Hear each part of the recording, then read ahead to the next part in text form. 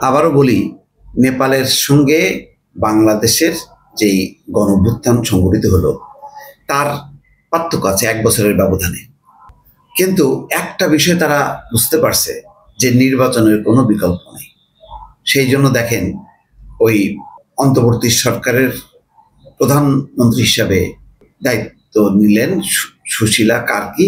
তিনি প্রথমেই ঘোষণা দিলেন আগামী বছর 5ই মার্চ নির্বাচন হবে, অর্থাৎ 6 মাস পরে।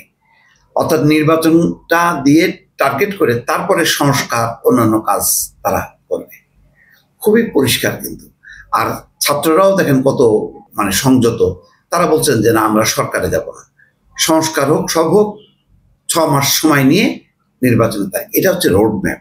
আমার মনে হয় বাংলাদেশে এই একটা জায়গায় ইউনূস সরকার ভুল করছে, বা রাজনৈতিক দলগুলো ভুল করছে, যে প্রথমেই টার্গেট বেঁধে দেওয়ার দরকার ছিল।